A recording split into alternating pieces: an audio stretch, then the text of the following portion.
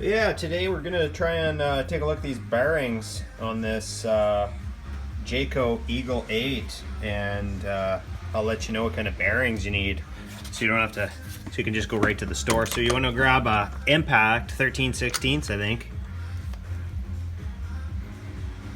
and you want to just buzz these boys off. This is funny. These nuts are different than the other side. The other ones.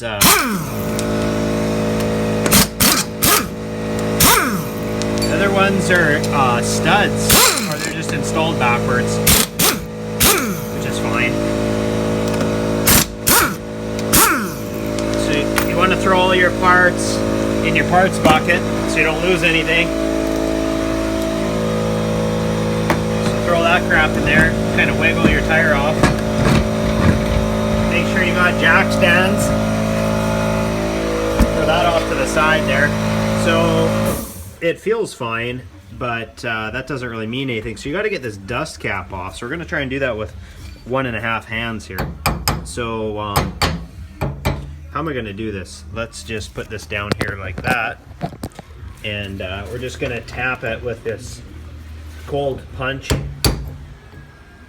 away from it.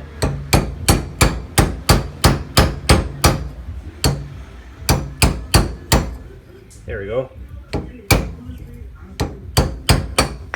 So you want to pop off your, oh yeah, she's got a lot of grease in there. Looks pretty dark and nasty though. So what you want to do now is you want to rip off your cotter pin there. And you don't need a mile of extra cotter pins. So when you reassemble it, snip your cotter. And so they only folded one side over, which is okay. And they snipped the other side. That's fine. Chances of that thing coming off are slim inside that bearing cap, but you never know. Just make sure you do a good job and use a new cotter pin, because this will get weakened by playing around with it here. You kind of just got to work it. If that doesn't work, just grab a big ass pick and slide it in there. This will be a surefire way, you know, kind of whatever there. Just going to use 2 hands here and pull and twist, and hopefully we'll get her. Put the needle nose back in there and give it another go, and there you go. Throw the cotter pin in your bucket there. Let's get back at her. So let's check. Oh, so again, this side wasn't torqued. So what you want to do is you want to torque this nut to about 20 foot-pounds, or you can tighten it and then just back it off, tighten it, back it off, just so you seat the bearings. And it doesn't have to be, 20 foot-pounds is a little tighter than hand tight, but don't be a dumbass. Don't leave it loose. Like, just, use your brain. Use a torque wrench, 20 foot, 15 to 20, no more. And you see that was not even 1 foot-pound. So you want to slide out your whole hub assembly, like so. And so this side just had that it's got a built-in bearing retainer there on the lip. It kind of holds your bearing in place. So that's on the front, so you can just remove that bearing like so. I don't care what anybody says. If you don't know the age of your bearings, just replace them. They're really cheap. So this side's got a internal kind of rubber dust cap. So here we're just gonna use our pry tool, and it takes 2 hands, but you want to just kind of pop that out of there. I'm just gonna put this down, and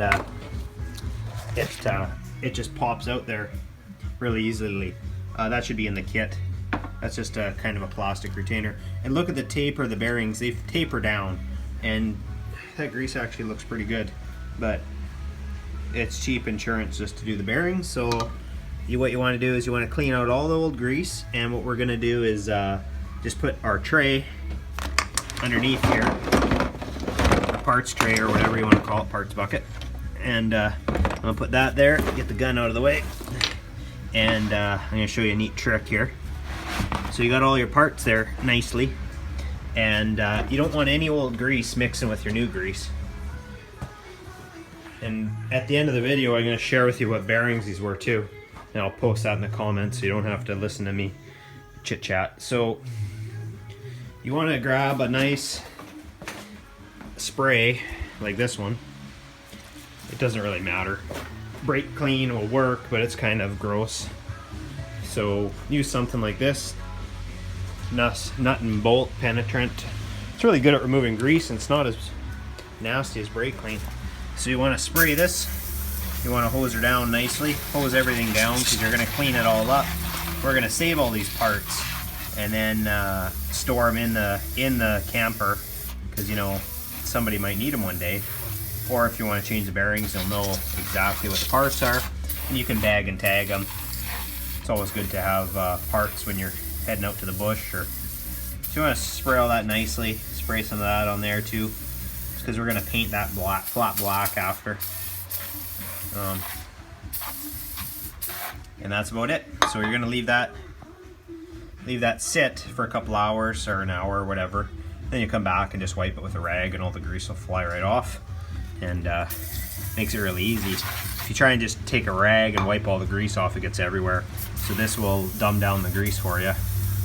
And take a look at your hub there, and make sure your axle looks nice, and make sure your hub's not all pitted out, and make sure where your bearing seats sits on the taper is nice